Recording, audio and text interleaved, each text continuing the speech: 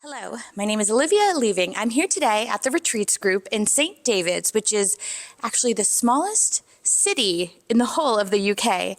I'm here with Emma Bowen, who is the general manager at the Retreats Group, who's going to talk to us about this beautifully colorful, as you can see behind me, property where we're staying tonight, which is just a mix of contemporary with that rich Welsh culture. And we're going to talk a little bit about what you can find here and how you can book it. So thank you. And this is Insider Travel Report.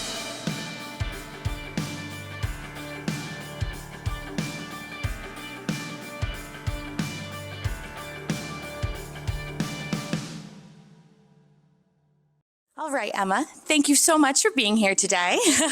So first of all, this is one of the properties of the Retreats Group. Can you tell me the specific name? It's a little hard to pronounce for my American tongue. It's Tour of Ellen Hotel. And then we have Roach Castle and Penrue Priory as well, and those two are smaller guest accommodation properties, and this is our fully serviced hotel. We have Blast Restaurant here, which is 3 AA rosettes, and 39 rooms. We have a meeting room and a small spa area with massages, treatments and things like that. Oh, wonderful. Well, we'll definitely get to all of that. There is so much to unpack. But I guess to start, we'll go backwards a little bit because this hotel was actually a former windmill, and now it is Wales' first contemporary art hotel. Yes. So can you tell me a little bit more about this transformation and how the hotel's history is reflected in the current design and experience? Well, yeah, so the windmill was built in 1806 and it was a windmill for 100 years until the sails fell off one too many times. It's a very windy spot here. We're right on the coast, obviously. And then it became a temperance hotel. Through the 1900s, it was requisitioned by the government, and it was the Wrens were stationed here, so they would use the observatory in the top of the windmill to listen out for German communications.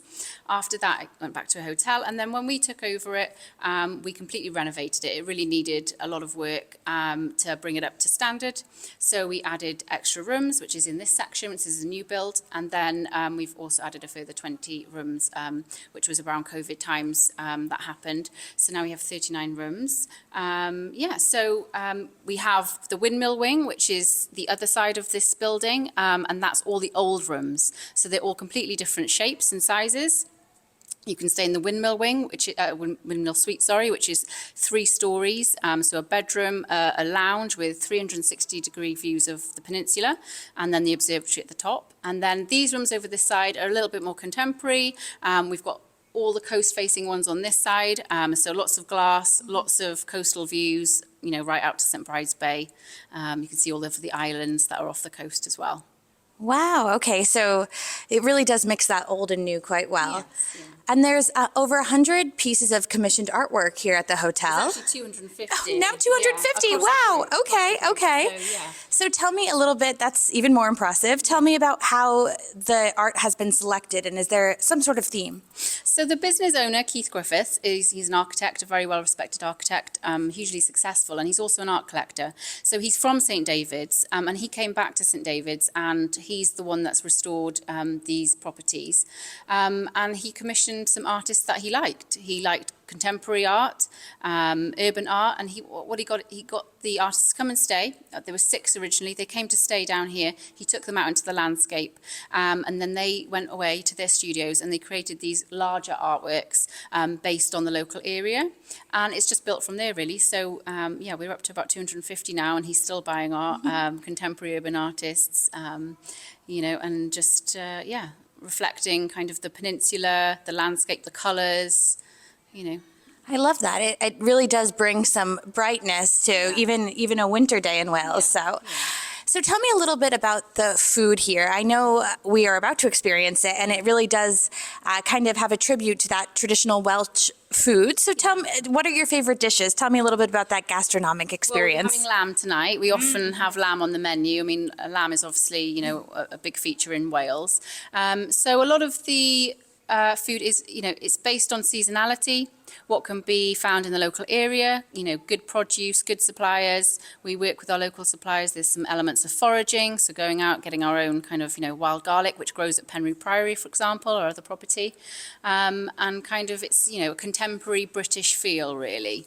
And then obviously we do things like Welsh cakes and cawl, and those kind of feature Welsh things as well. But it's really about the quality and the produce. That's awesome. And last but not least, let's kind of give a place to the hotel. So St. David's is the smallest city in the whole of the UK. Give me a little rundown of what one would do in St. David's in the surrounding area. Okay, well, your first stop is going to be the cathedral, so 6th century cathedral, and that's why we are a city. There's a huge amount of history surrounding that. There's also a bishop's palace which you can go into. You spend half a day there at least. We have lots of galleries. St. David's is a peninsula, so we've got the sea all three sides of us, so it's a real haven for artists. They come here, they absolutely love the light all different times of the year is just incredible. So we have a huge number of galleries, local artists, lots of restaurants and things like that, and the main feature is the coast. So we're in the Pembrokeshire Coast National Park. There's 186 miles of coast path that you can walk from one end to the other. You can do the whole of Wales actually, but while you're in Pembrokeshire, really you're going to head down to a spot that you pick, walk a few miles, look at the coast, look at the seabirds, you'll see wild ponies and things like that, and stop at local pubs on the way, have a little refresher, and that kind of thing really, walking, outdoors. So a local experience. I mean, yeah. I think we all want to add a lot of local pubs into our itineraries when we're in Southern Wales. So this really kind of concludes it and brings it all together as why this is not only a destination, but a destination hotel in itself. So thank you so much for chatting with me today. I'm excited to eat some lamb with you now. And thank you for talking to our viewers as well. This is Olivia Leaving for Insider Travel Report.